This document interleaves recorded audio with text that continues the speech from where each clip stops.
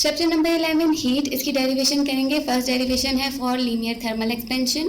यहाँ पर देखो बेटा, अगर हमारे पास एक रॉड है और मैं कह रही हूँ इसकी लेंथ है L1 और मैंने इस रॉड को थोड़ा सा हीट अप किया तो इसकी लेंथ जो है वो थोड़ी सी बढ़ जाएगी।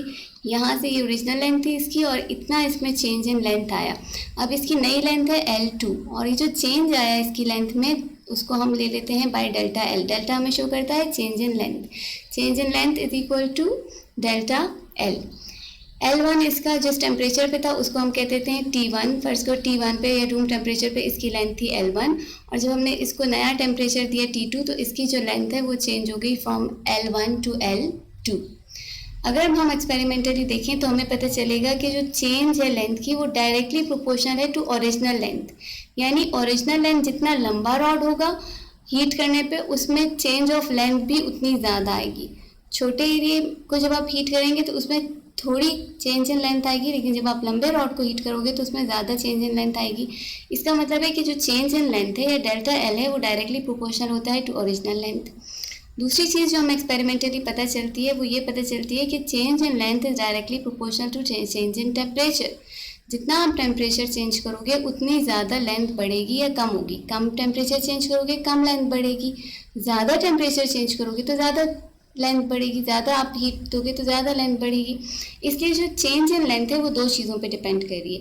पहली चीज़ L1, दूसरी चीज़ L2। तो मैं इनको अगर मिला के लिख दूँ, दूसरी चीज़ है delta L change in temperature. तो अगर हम इस इक्वेशन को मिला के लिखते हैं तो चेंज इन लेंथ जो है वो डायरेक्टली प्रोपोर्शनल है to the original length and change in temperature. ये हमारे पास आ गई एक equation.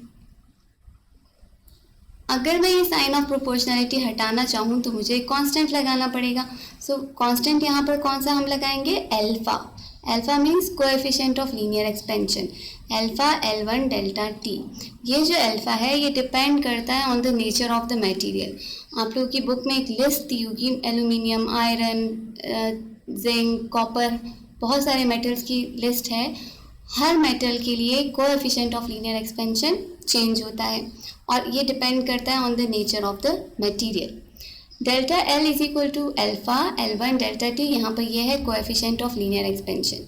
Coefficient of linear expansion किसके इक्वल हो जाएगा? Delta L upon L1 delta T। इस वाली इक्वेशन को, इस वाले पार्ट को मैं अगर इस तरफ ले जाऊंगी तो ये डिवाइड हो जाएगा, हमारे पास कोएफिशिएंट ऑफ लीनियर एक्सपेंशन आ जाएगा, that is equal to delta L L1 delta T। हमें पता है बेटा कि जो सेकेंड नंबर पे हमारे पास लेंथ आई थी चेंज होने के बाद वो किसके इक्वल है? ओरिजिनल लेंथ L1 और प्लस ये जो हिस्सा चेंज हुआ था डेल्टा L, इसके इक्वल है ना। L2 किसके इक्वल है? L1 plus alpha delta L।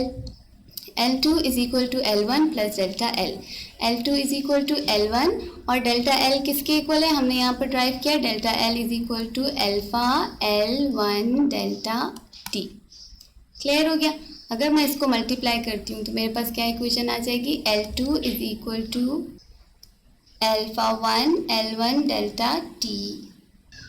यहाँ पर देखो अगर ब्रैकेट्स खोलेंगे तो L2 is equal to L1 plus alpha 1 L1 delta T।